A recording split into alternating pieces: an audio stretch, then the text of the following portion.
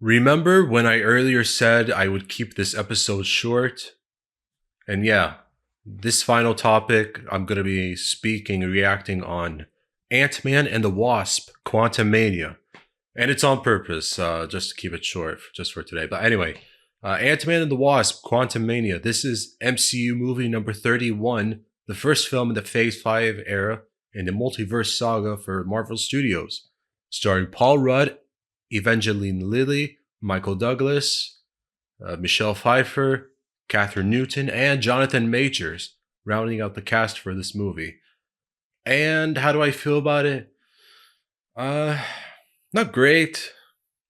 I mean, is is it a disaster? No, but yeah, I can see why it's ranked one of the lower, less loved MCU films. It's in the lower stratosphere of MCU films, and it's understandable. 31 of these movies, they seem to be struggling going back to Phase 4. I'm worried that this will continue. Now, look, in any case, Paul Rudd, fantastic as always, and he was once again in this movie. I like how more and more we got to see the Quantum Mania, Quantum Realm, more of the Quantum Realm. Excuse me for that. But especially like with Michelle Pfeiffer's character Janet Van Dyne really having a bigger role as someone who knows what it's like living there. I like how she's able to help, um, not Sky, Hank Pym, and their daughter Lily, known as the Wasp, tried to survive through. And even like in the first act, see this scene where she's like fighting someone, but it turned out it looked like it was like greeting someone kind of way. I don't know, whatever customs. I liked how a lot of it in the first act, it really reminded me of Star Wars Tatooine location. I don't know if that was on purpose, but I thought that was kind of cool regardless, in any case. Now, of course, Cassie Lang, played by Catherine Newton, I mean, charming, energetic, fun character. I liked her a lot.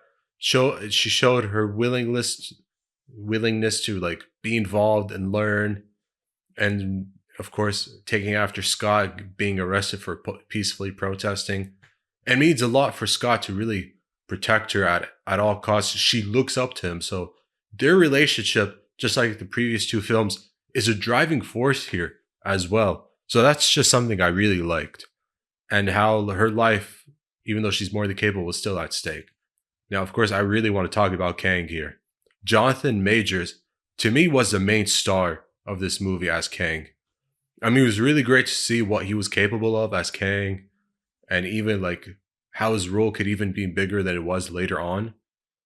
But I mean, like I thought the second act was more interesting, especially with Scott trying to get like some let's just call it a shiny MacGuffin, but a piece of artifact meant to power his spaceship machine or whatever, just to get out of the quantum realm. He's trying to find a way to get out of it, and it's clear that he's a fearful, forcing figure.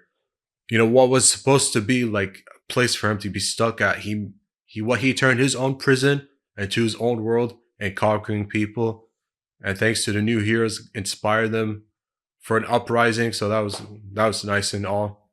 Another problem I think it's fair to address: Modoc. I mean, listen, whether you caught that Modoc twist earlier, I think the trailers kind of spoiled it. Look, it was great to see Modoc and all in the film, but face CGI became like this internet meme. It became such a joke that it was just awful. I mean, I would have liked the more menacing version of Modoc. I don't care about who is the person. I just would have liked it was more menacing. I mean, okay, the face shield or mask or whatever, that was nice and all, but I would have liked it if Modoc didn't all of a sudden at the end try to be this good guy or whatever, just because Cassie's words got to him. But the third act ended predictably.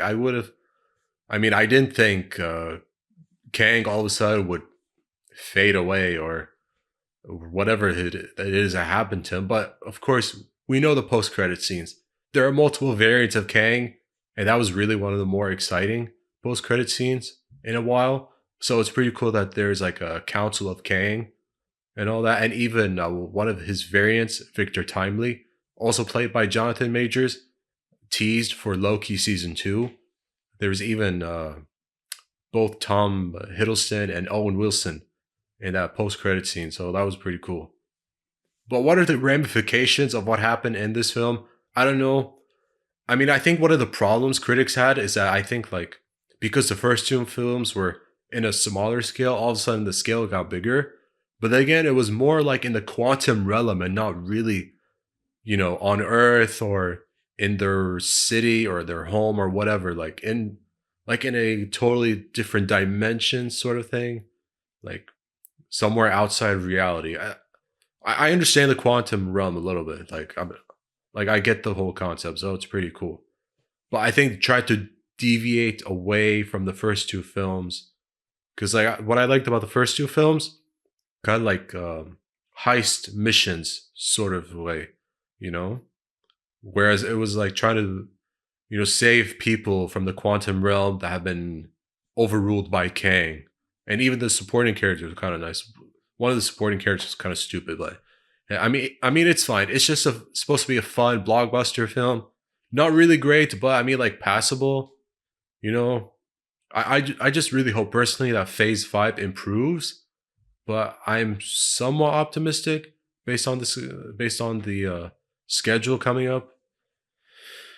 But yeah, um, maybe I'm too generous by saying this is a 7 out of 10 film.